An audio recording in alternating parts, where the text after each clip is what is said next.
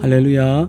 사순절 주님과 만나는 예배, 주만 예배 시간입니다. 오늘도 우리가 함께 주님께 가정 예배 드리며 주님께서 허락하신 복된 은혜 안에 거하시길 주의 이름으로 축복합니다. 우리 3분간 가족을 위해서 기도합니다. 이 시간 기도할 때 하나님, 우리 가정에 복을 더하여 주시고 가정의 모든 식구들 가운데 은혜와 평강으로 함께 하시며 바라옵나니 강건케 하여 주시옵소서. 우리 소망하는 기도 제목을 가지고 3분간 함께 기도드리겠습니다.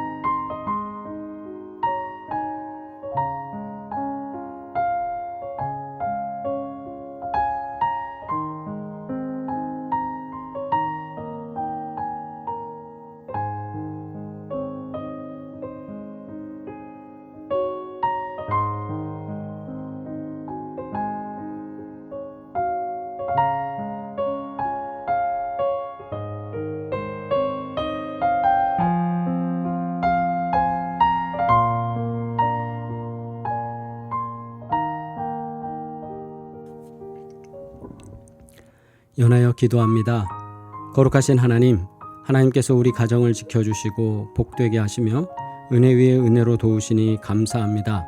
사순절을 보내며 주님의 구원과 주님께서 주신 은혜를 우리가 깊이 묵상하며 주님의 고난과 공생애 그리고 부활과 우리들에게 주신 그 십자가의 사건을 깊이 묵상하는 은혜의 기간을 갖고자 하오니 주여, 가정에서 드린 예배 속에 함께하사 하나님의 복된 은혜를 우리가 누리게 하여 주옵소서. 도우시는 주님의 은혜에 감사하며 예수 그리스도의 이름으로 기도드리옵나이다. 아멘. 할렐루야. 우리가 함께 가정에서 예배드릴 때 하나님의 은혜와 평강이 함께할 줄 믿습니다. 하나님의 말씀입니다. 마태복음 4장 18절로 22절 말씀 함께 합독하시겠습니다. 갈릴리 해변에 다니시다가 두 형제 곧 베드로라 하는 시몬과 그의 형제 안드레가 바다에 금을 던지는 것을 보시니 그들은 어부라 말씀하시되 나를 따라오라 내가 너희를 사람을 낚는 어부가 되게 하리라 하시니 그들이 곧 그물을 버려두고 예수를 따르니라. 거기서 더 가시다가 다른 두 형제 곧 세베대의 아들 야고보와 그의 형제 요한이 그의 아버지 세베대와 함께 배에서 금을 깁는 것을 보시고 부르시니 그들이 곧 배와 아버지를 버려두고 예수를 따르니라. 아멘. 사순절의 여정 속에서 우리는 예수님의 삶의 방향과 그분의 사역 방식을 우리가 말씀을 통해 생애를 통해서 따라가고 있습니다. 예수님께서 먼저 세례를 받으셨고 또 광야에서 시험을 받으셨습니다. 이 광야 시험이 끝난 뒤에 이제 예수님은 본격적인 공생의 활동, 공생의 사역을 시작합니다. 그 첫 번째 장면은 매우 상징적인 행동으로 우리들에게 보여지는데요. 그것은 예수님은 자신 홀로 사역하지 않으시고 사람들을 부르십니다. 바로 우리는 그것을 제자라 부릅니다. 그래서 오늘 장면은 제자를 부르시는 장면입니다. 마태복음 4장은 예수님의 사역의 중심지가 되는 갈릴리 지역에서 시작하고 있습니다. 갈릴리는 당시에 정치적, 종교적으로 중심지인 유대 예루살렘으로부터 먼 곳이었습니다. 변방입니다. 또한 경건한 유대인들이 볼 때 예루살렘을 중심으로 활동하던 것과는 달리 갈릴리는 이방의 갈릴리라고 불릴 정도로 다양한 민족과 문화가 혼재하는 지역이었습니다. 그래서 그곳은 소외되고 경멸받던 지역이었습니다. 그러나 예수님은 바로 그곳에서 사역을 시작하십니다. 하나님의 나라는 항상 예상 밖의 곳에서 시작하는 법이다라는 것을 우리에게 한 번 더 보여주시는데 그 예상 밖이 뭡니까? 동방 박사들, 동방에서 온 별을 연구하는 사람들이 큰 별을 보면서 아기 예수님의 탄생, 즉 새로운 왕이 태어났다라는 것을 그들은 사인으로 받고 예루살렘으로 오고 또 예수님이 태어난 베들레헴으로 가게 됩니다. 목동들 또한 예수님의 탄생을 축하하고 찬양하는 자리에 있게 됩니다. 이게 보통 예상하기로는 좀 왕족들이나 또 제사장들이나 이런 사람들 사이에서 환영을 받아야 되는데 예수님의 사역은 그것과 좀 다르게 시작을 하시죠. 어찌됐든 오늘 예수님은 이 갈릴리 해변을 거닐면서 어부들을 부르십니다. 시몬, 베드로죠. 베드로, 안드레, 야고보, 요한. 그들을 보면 뛰어난 학자도 아니고 사회적 영향력을 가지고 있는 사람들도 아닙니다. 그저 평범한 어부였습니다. 그러나 예수님은 그 사람들을 부르시면서 이렇게 말씀하셨습니다. 나를 따르라. 내가 너희를 사람을 낚는 어부가 되게 하리라. 나를 따르라. 내가 너희를 사람을 낚는 어부가 되게 하리라. 지금 물고기를 낚는 어부들인데 이제 너희들은 사람을 낚는 어부가 되겠다. 이 한 문장, 쭉 짧은 이 한 문장 안에서 기독교 제자도의 핵심이 담겨 있다고 많은 분들이 말합니다. 첫째, 예수님이 먼저 부르신다는 것이죠. 제자는 인간의 결단 이전에 하나님의 선택과 부르심에서 시작됩니다. 내가 먼저 가겠다고 하는 것이 아니라 그분이 먼저 우리를 불러주십니다. 둘째, 그 부르심은 단지 구원의 초청이 아니라 새로운 삶의 방향으로 소명이라는 것으로 이끌어 주십니다. 즉 뭐냐 하면 그냥 단순히 너 하나 와서 초청받아 이거가 아니라 사람을 낚는 어부 이런 식으로 하면서 어떤 소명감이 주시는 거죠. 또 하나, 셋째는 따르는 자들의 삶의 목적이 바뀝니다. 좀 전에 말씀드린 것처럼 사람을 낚는 자다, 사람을 낚는 어부다 할 때에 그들의 삶의 목적이 물고기를 잡는 것에서 사람을 낚아야 되는, 사람을 초대하고 사람을 훈련시키고 사람을 하나님 나라에 들어갈 수 있는 귀한 자로 만들어주기 위해서 일하는 사명을 감당하게 하는 자리로 만들어준다. 즉 예수님의 제자는 누구냐? 하나님께서 선택하시고 부르시는 그 사람이며 또 그 부르심 속에서 새로운 소명을 찾고 또 그 부르심 속에서 사명을 통해 인생의 방향이, 인생의 목적이 바뀐 사람이다. 우리는 여기서 이것을 깨달을 수 있습니다. 따라서 사순절은 단지 예수님의 고난을 묵상하는 시간, 이것을 넘어섭니다. 즉 예수님이 걸어가신 길을 따르기로 결단하는 시간입니다. 또 그분의 십자가를 바라보면서 그분의 부르심에 응답하는 제자의 길을 다시금 고민해야 할 시간입니다. 제자가 된다는 것은 단지 교회에 출석하거나 또는 도덕적으로 좀 윤리적으로 선한 삶을 사는 것이 아니라 예수님의 말씀을 따르고 그분의 사역에 동참하는 전인격적 헌신을 뜻합니다. 그러므로 우리가 단순히 교회에 출석하는 교인이 아니라 하나님의 뜻에 전적으로 예수님의 말씀에 순종하면서 나아가는 전인적 헌신이 있는 제자 되길 바랍니다. 오늘 우리는 다시 그 갈릴리 해변에서 들려오는 예수님의 부르심 앞에 서 있습니다. 나를 따르라. 이 음성은 단지 과거 어부들 몇 명을 향한 그 소리로 들려졌던 것이 아니라 오늘 나를 향한 주님의 초청입니다. 사순절 이 기간 동안에 우리는 예수님의 부르심에 어떻게 응답하고 있는지, 과연 나는 주님의 제자로서 삶을 잘 살아가고 있는지를 좀 깊이 돌아보는 그런 시간 되기를 주님의 이름으로 부탁드립니다.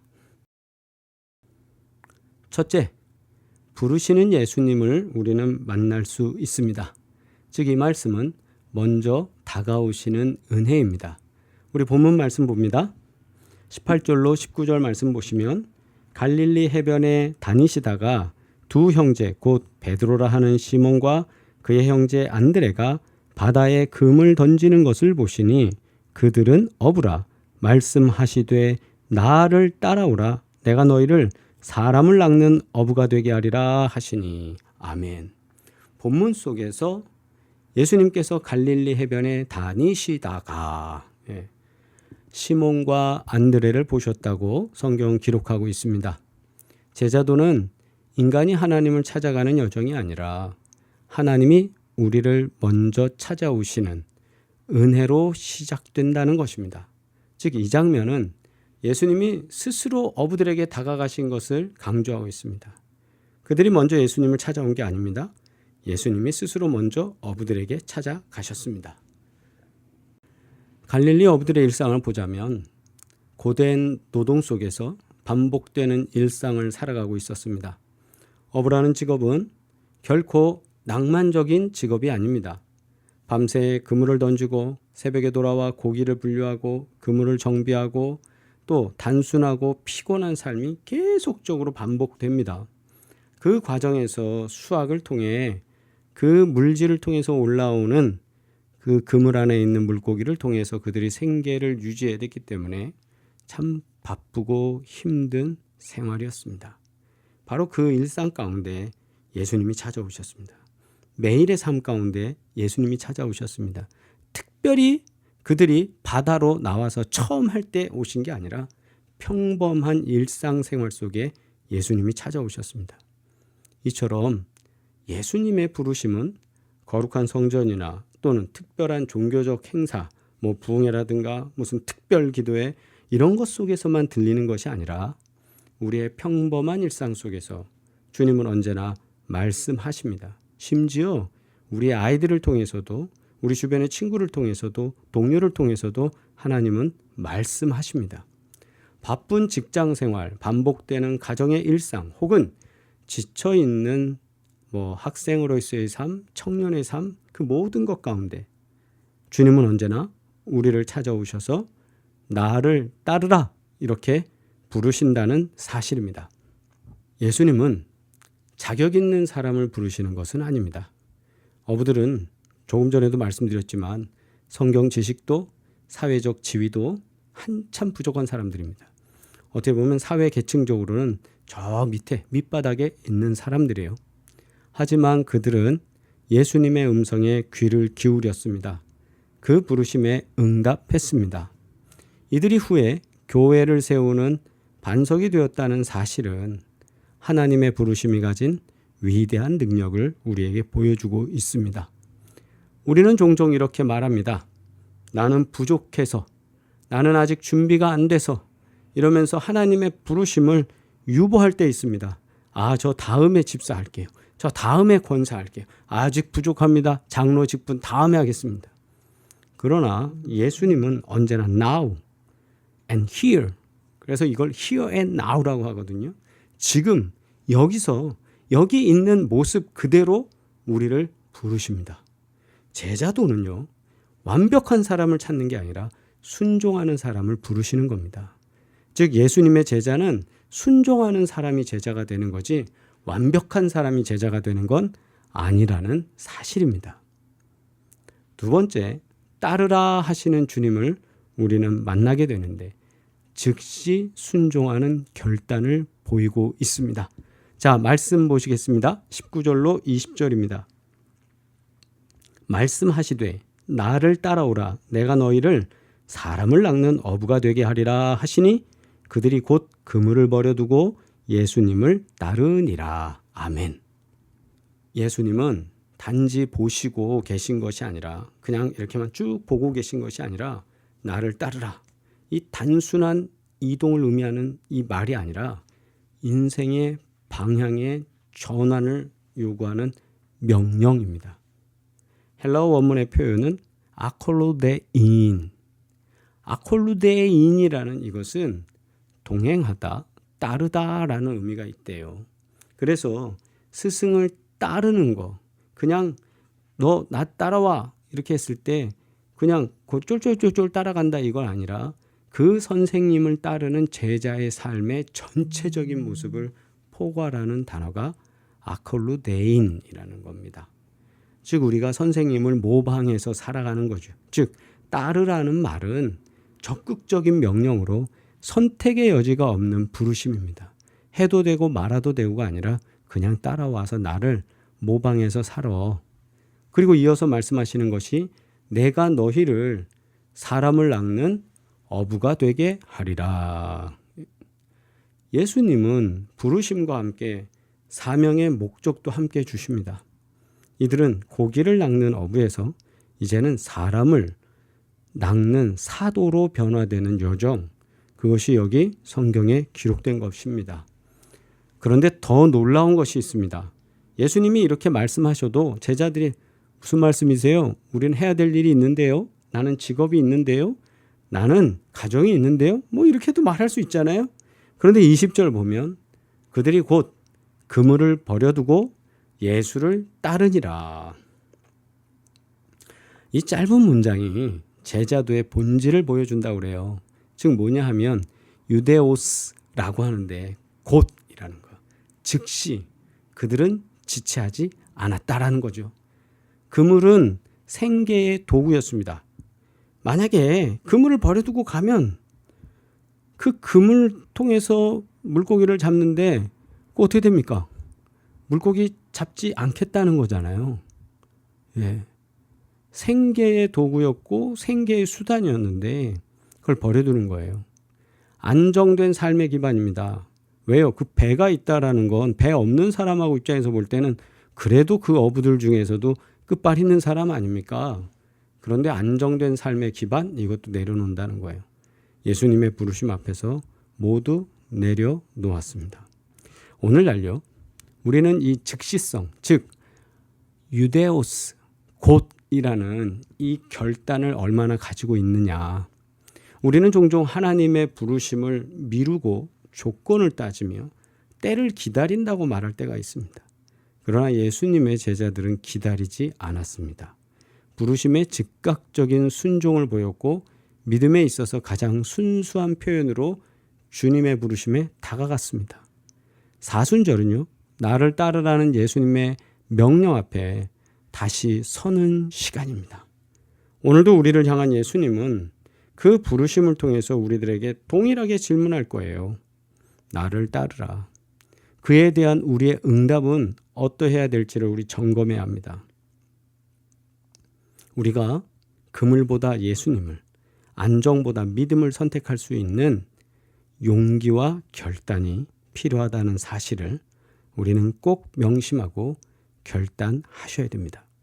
셋째, 함께 동행하는 제자 공동체. 이 말씀은 홀로가 아니라 함께라는 겁니다. 나 홀로가 아니라 우리라는 것을 의미하고 있습니다. 21절, 22절 함께 읽습니다. 거기서 곧 더 가시다가 다른 두 형제 곧 세베대 아들 야고보와 그의 형제 요한이 그의 아버지 세베대와 함께 배에서 그물 깁는 것을 보시고 부르시니 그들이 곧 배와 아버지를 버려두고 예수를 따르니라. 아멘. 예수님은요, 시몬과 안드레 그 이어서 야고보와 요한의 형제를 불러요. 그러면서 이들은 세베대의 아들인데요, 아버지와 함께 배에서 일하고 있었습니다. 예수님의 부르심은 이 형제들에게도 동일하게 임했어요. 그랬더니 그들이 배와 아버지를 버려두고 예수를 따르니라 성경 기록하고 있습니다. 이 장면은 예수님의 제자 공동체가 어떻게 형성되는지를 보여주는데, 예수님은 한 사람을 부르실 뿐 아니라 사람들을 공동체로 모으신다. 즉 제자도는 결코 혼자의 길이 아닙니다. 혼자 뛰어났다, 잘났다, 뭐 하면서 내가 뭐 좀 받았다 이러면서 잘난 척하는 사역이 아니라 예수님은 복음을 함께 나눌 동역자들을 부르신다는 거예요. 그리고 그 사람들을 통해서 하나님의 나라를 세워갑니다. 제가 어려서 신앙생활할 때 우리 목사님 함께 기도하실 때 항상 이런 기도를 하세요. 하나님, 하나님의 일을 위해서 사람을 붙여주시고 물질을 붙여주시고 믿음을 더하여 주십시오. 이 말씀 속에서 어려서는 잘 이해를 못했죠. 근데 사람을 붙여주신다. 함께 할 수 있는, 동역할 수 있는 사람, 외부에서도 올 수 있지만 또 내부에서도 그 일을 할 수 있도록 동역할 수 있는 마음에 뜨거움을 주셔서 사역하게 하신다. 그리고 물질도 주시고 또한 믿음을 더해 주셔서 하나님의 사역을 감당할 수 있도록 하시더라. 마찬가지죠. 야고보와 요한 단지 일터뿐만 아니라 아버지도 떠나는데 이렇게 하면서 그들이 어떻게 되느냐? 예수님 주변으로 하나 모여들게 만드시더라. 당시의 가족 중심의 유대 사회에서 이건 매우 파격적인 행동입니다. 단지 부모를 무시한 것이 아니라 그만큼 예수님의 부르심이 절대적이고 우선순위를 가지고 있다라는 그들의 신앙의 고백입니다. 또한 같은 배에 있던 사람들과 함께 예수님을 따랐다는 사실은 제자 공동체의 성격을 보여줍니다. 같이 일하고 있었고 그 옆에 있었던 동료들, 그런데 그들이 바로 예수님을 만나고 예수님을 따르는 거예요. 우리가 주님을 따르는 여정이라는 것은 결코 혼자 감당할 수는 없습니다. 신앙은 함께 자라는 거고 함께 걸어가는 여정입니다. 목사님들 중에도 그렇고 훌륭한 믿음의 선배들도 그렇고 다 보면 그분들 옆에 함께 가는 분들이 있고 또 함께 자라나는 거예요. 그러므로 이 사순절은 나 혼자만의 경건 훈련이 아니라 교회 공동체 안에서 서로 격려하고 또 같이 걷고 믿음의 순례를 하는 그런 은혜의 시간이 되기를 주의 이름으로 축복합니다. 그래서 우리도 오늘 주님의 공동체로 부름받았다는 사실을 깨닫고 주님의 교회는, 우리 사랑의 교회는 주님의 제자 공동체이며 우리가 함께 따르는 이 길은 결코 고독하지 않다라는 사실을 기억하셔야 합니다. 세상이 점점 개인주의로 흐르는 시대 속에서 교회는 점점 순종하는 제자들의 연합된 공동체로 존재해야 합니다. 오늘 말씀을 통해서 예수님은 갈릴리 해변에서 평범한 어부들을 부르셨습니다. 그들은 탁월하지 않았습니다. 특별하지도 않았습니다. 그러나 그 부르심 앞에 곧 응답했습니다. 그리고 그들은 사람을 낚는 어부, 즉 세상을 변화시키는 사도로 살아갑니다. 사순절의 이 시기, 또 우리가 예수님의 인생, 예수님의 생애, 우리가 그걸 공생애라고 하잖아요. 공생애를 다시 묵상하면서 예수님의 발자취를 따라가는 이유는 우리가 이 시기에 나를 따르라 이 한마디 던지시면서 그 삶을 송두리째 사역의 자리로 끌고 가셨던 것처럼 이렇게만 끝나는 것이 아니라 우리 삶의 방향을 바꾸고 결단을 요구하는 주님의 명령에 적극적으로 순종하길 바랍니다. 또 그물을 버리고 따르는 용기, 즉시 순종하는 믿음, 함께 걷는 제자 공동체의 헌신, 이것이 오늘 우리에게 필요한 제자도의 모습이라고 생각합니다. 예수님은 오늘도 우리에게 말씀하십니다. 나를 따르라. 내가 너를 사람을 낚는 어부가 되게 하리라. 지금 우리는 어떤 것을 붙들고 있습니까? 나를 안정시켜주는 그물을 내려놓고 예수님을 따를 결단이 필요한 시기입니다. 사순절이 주는 은혜는 바로 이 부르심에 응답하는 우리의 마음에서 시작됩니다. 우리도 갈릴리에서 울리는 주님의 음성 앞에 다시 곧 따르며 걷는 우리가 되기를 주의 이름으로 소망합니다. 주님의 기도를 함께 드리며 주만 예배의 시간을 마치겠습니다. 하늘에 계신 우리 아버지여, 이름이 거룩히 여김을 받으시오며 나라가 임하시오며 뜻이 하늘에서 이루어진 것 같이 땅에서도 이루어지이다. 오늘 우리에게 일용할 양식을 주시옵고 우리가 우리에게 죄 지은 자를 사하여 준 것 같이 우리 죄를 사하여 주시옵고 우리를 시험에 들게 하지 마시옵고 다만 악에서 구하시옵소서. 나라와 권세와 영광이 아버지께 영원히 있사옵나이다. 아멘. 주께서 이루시고 도우시는 귀한 증거가 사순절 우리 주만 예배 시간에 함께 하시기를 간절히 바랍니다. 다시 만나는 날까지 복되시길 바라고 평안하시길 바랍니다. 사랑합니다.